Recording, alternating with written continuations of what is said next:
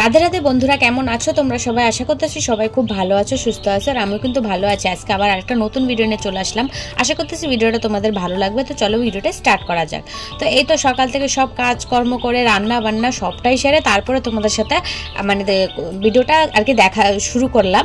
কারণ কি সকালবেলা না অতিরিক্ত চাপ থাকে গো কাজের। আর তার মধ্যে বাড়িতে থাকে এখন শাশুড়ি মা, শ্বশুরমশাই।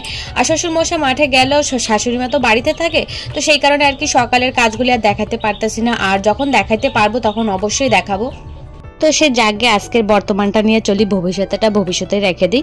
তো এখন আমার রান্না বান্না সমস্তটাই প্রায় কমপ্লিট। তো এখানে গরম জল করতেছি আর এখানে ছেলেকেও তার সাথে খাওয়াই দিচ্ছি, কারণ এক্সট্রাভাবে ওর জন্য সময় বের করতে গেলে আমার কাজগুলি পিছিয়ে যাবে। তো কাজের মধ্যে দিয়েই ওকে সময় দিতে হয়। আর একভাবে যে বসে ওকে সময় দিব সেই সময়টুকু সত্যি বলতে সকালের টাইমে একদমই থাকে না। তো সেই কারণে কাজের মধ্যে দিয়ে ওকে সময় দিই। আর এখানে আমার রান্না বান্না সবই কমপ্লিট। তো চলো এক নজরে তোমাদের দেখাই দিই। তো এখানে আছে বেগুন পোড়া, তার সাথে আছে কালকের রাত্রের আলু গাজর সব ভাজা, এখানে আছে থানকুনি পাতা, আর তার সাথে আলু দিয়ে একটু ঝোল করছি আমাদের শ্বশুরমশাইয়ের জন্য। আজকে আর ডাল রান্না করলাম না, ডাল সিদ্ধ করলাম, যেটা আমার একদম প্রিয় খাবার। আর এখানে আছে এই বছরের প্রথম পুঁইশাক, কুমড়া আর আলু দিয়ে রান্না করছি। আর সত্যি বলতে আজকে যে কটা রান্না ছিল সব কটাই খাইতে কিন্তু খুব ভালো ছিল। আর আজকে পদও ছিল অনেক অনেক অনেক কিছু। কোনটা ছেড়ে কোনটা খাবো ভাবতে পারতেছিলাম না। আর এখানে একটু থানকুনি পাতার ঝোল আমার বান্ধবীর জন্য নিয়ে যাচ্ছিলাম, আর কি ওর জন্য না, ওর ছেলের জন্য। তো গেছি নিয়ে ওদের বাড়িতে গিয়ে দেখি ও আবার মাটি নিয়ে আসতেছে, তার সাথে শাকও টোকাইতেছে। তো ওকে ডাক দিলাম, তারপরে ও এখান থেকে আসলো, এসে একটু গল্প টল্প করলাম, ওকে তরকারিটা দিলাম, তারপরে চলে আসলাম বাড়িতে। বেশিক্ষণ আজকে আর বসলাম না, কারণ এখন অনেক কাজ রয়েছে। তো বাড়িতে মাঠের থেকে আসবে কর্তামশাইকে সব সবজি টবজিও কুটাই দিতে হবে। তো সেই কারণে আর বেশিক্ষণ বসলাম না, বাড়িতে চলে আসলাম, কাজগুলি শুরু করে দিলাম। তো ছেলেকে রাইখা আসছি ওখানে। আর এখানে কারণ আমার এখন অনেক কাজ, তো ওকে নিয়ে অনেকটা দেরি হয়ে যাবে। তো সেই কারণে ওকে ওখানে রাইখা আসছি। আর আমার বান্ধবী ঠিক রাইখা নেবে ওকে, যত কাজের মধ্যে দিয়েই ওকে যদি রাইখা আসি না কেন ও ঠিক রাইখা নেয়। আর আমি পারি না, জানি না কাজ করতে, ওকে নিয়ে কাজ করতে একদমই পারি না। তো এখানে কিছু ধনিয়া পাতা ছিল, সেগুলি বাজার থেকে আনছিল। তো সেগুলিকে এখন আলাদা আলাদা মুঠি বাইনা দিব, যে কাজটা আমার করতে একদমই বিরক্ত লাগে। সেই ভয়ের কাজগুলি এখন দেখি আমার কপালে জুটে গেছে। যে সমস্ত কাজ করতে মা দিত না, বা বলতে পারো মা যদি বিয়ের আগে করতে দিত তাও আমার ভয় লাগতো। এখন সেই কাজগুলি দৌড়ায় করতে হচ্ছে, জানি যে রাইখা দিলে আমাকেই পরে করতে হবে, আর যদি না করি তাহলে আমাকে বকা শুনতে হবে। তো বকা শোনার চাইতে নিজে বসে বসে কাজগুলি করে নিই। তো এখানে তো আমার ছেলে বাথরুম করে দিছিল, তো ওকে নিয়ে আসলাম আবার গিয়ে দৌড়ায়, তারপর আর পাঠাইলাম না। ও এখন আমার পাশে বসে খেলতেছে, তার সাথে আমি আমার কাজগুলি করে নিচ্ছি। এখানে সিমের বীজগুলি ছড়াই নিচ্ছি। যেই জায়গায় রাখা ছিল সিমের বীজগুলো ওখানে না অনেকটা রোদ্দুর ছিল, তো সেই কারণে দরজার সামনে নিয়ে আসি।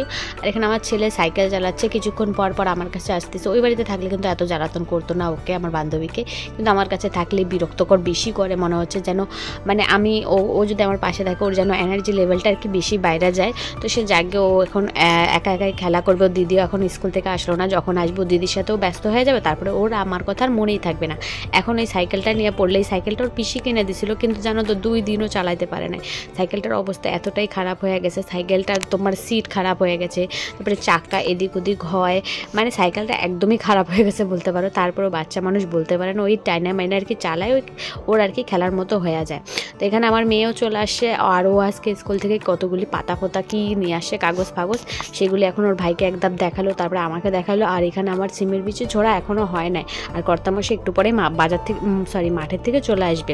তার মধ্যে আমার মেয়ে এখন চলে আসছে স্কুল থেকে। এখন ওর একটা করে বাহানা শুরু হবে, এইটা ওইটা সেটা বলবে, আর আমার কাজের আরও দেরি করে দেবে। আর আমার কাজ তো আর একটা বাইরে গেলো, আমার মেয়েকে এখন চান করাইতে হবে।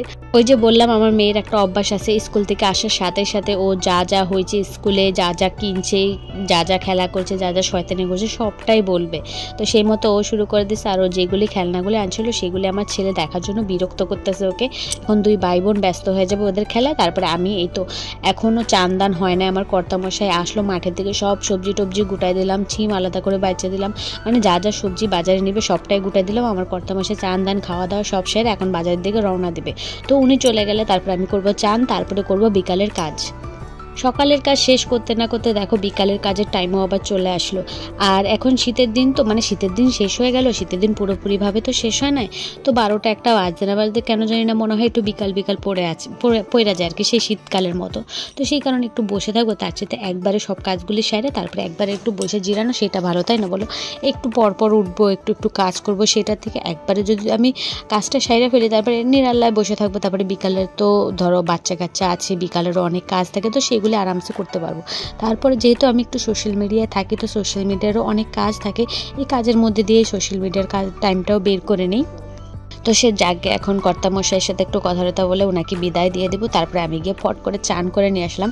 আজকেও আমার মেয়ে পূজা দিছে চান করে, তো ওর পূজা টুজা দেওয়া সব কমপ্লিট, আর আমার চান করে আজকে দৌড়াতে লাগলো না আসনের দিকে, আমার মেয়েটাই পূজা দিয়ে দিল। আর কি সুন্দর করে দেখো ঠাকুর সাজাচ্ছে, তাদের পায়ে পায়ে চরণে চরণে ফুল দিছে। তো মানে আমার মেয়েটা এখন সত্যি বলতে বড় হয়ে গেছে, আমার আর কোনো চিন্তা রইল না, মাসের 7 দিন ও পূজা দিতে পারবে। তো এখানে আমার কর্তামশাই চলে গেছে বাজারে, তারপর আমি একটু রাস্তায় এসে দাঁড়ালাম, বিকালের কাজ তো রয়েছেই পড়া। কিন্তু এই যে এখন যে রৌদ্রটা না, এই রৌদ্রটা সত্যি বলতে খুবই ভালো লাগে, না বেশি গরম লাগে না বেশি ঠান্ডা লাগে, এই সময় রৌদ্রটা সত্যি খুব ভালো লাগে, কিন্তু দাঁড়ানোর তো আমার কাছে সময়ই নাই।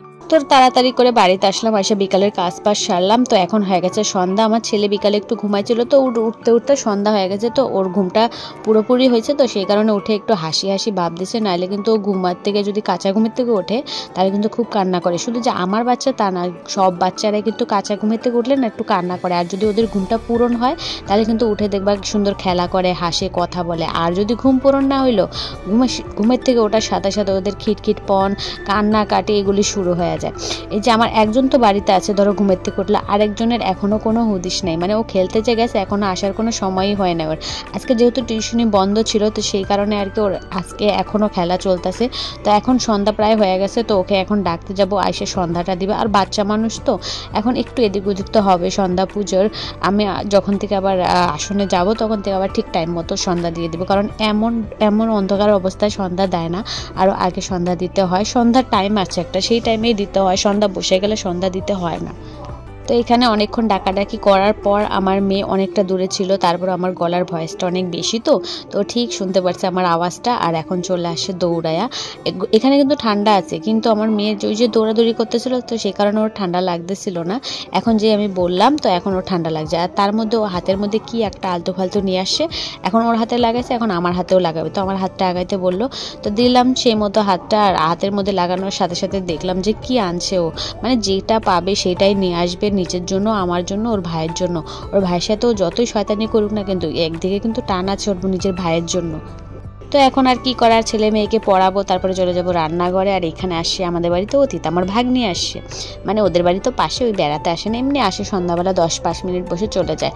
আর আজকে আমার শ্বশুরমশাই সন্ধ্যাবেলা কোথাও গেল না, শাশুড়ি মাও বসে বসে এখন টিভি দেখতেছে, আর আমি যাবো এখন রান্নাঘরে রাতের খাবারের আয়োজন করতে। তো আমার শ্বশুরমশাই বেশিরভাগই না বাইরে থাকে, ওনার ঘরে থাকতে জানি না ভালো লাগে না, কিন্তু আজকে কি মন হইলো, ওনার টিভি দেখতে ইচ্ছে হলো, তো উনি একদম চৌকির উপরে বসে কম্বলের মধ্যে ঢুকে এখন টিভি দেখবে, তো সে যাকে ওরা টিভি দেখুক, এখানে আমি বাইরে আসলাম। তারপরে এক জায়গায় না নিমন্ত্রণ ছিল, তো সেখানে আমার মেয়ে আর আমার শাশুড়ি মা গেছিলো, সেখান থেকে মিষ্টি আনলো আমার ছেলের জন্য, কিন্তু আমার মেয়ের ওখানে খায় পোষাইলো না, তো এসে ওর ভাইয়ের কাছ থেকে ভাগ নিল, ওরা খাওয়া দাওয়া করলো। তারপরে আমি চলে আসলাম আমার মানে রুটি বানাইতে, বাইরে তো উনানে তরকারি, তারপরে জল গরম করলাম, এখন রুটি বানাবো গ্যাসে, কারণ আমি উনানে রুটি বানাইতে পারি না। তো সে যাকে বন্ধুরা, এখন রাত্রের অবধি ভিডিওটা সমাপ্ত করি, আশা করতেছি ভিডিওটা তোমাদের ভালো লাগবে, ভালো লাগলে একটা লাইক করে দিও, আর চ্যানেলটাকে সাবস্ক্রাইব করে দিও, আর যদি বেশি ভালো লাগে একটা ছোট্ট করে কমেন্ট করে দিও, একটা মিষ্টি কমেন্ট, যাতে আমি বুঝতে পারি আমার ভিডিওগুলি তোমাদের কেমন লাগে। আর তোমাদের ভিডিওগুলি কেমন লাগে অবশ্যই জানাইও, অবশ্যই। তো ঠিক আছে বন্ধুরা, ভিডিওটা এখানে সমাপ্ত করি, ভিডিওটাকে একটা লাইক, একটা শেয়ার, একটা কমেন্ট করে দিও, আর কালকে আবার দেখা হবে একটা নতুন ভিডিওর সাথে।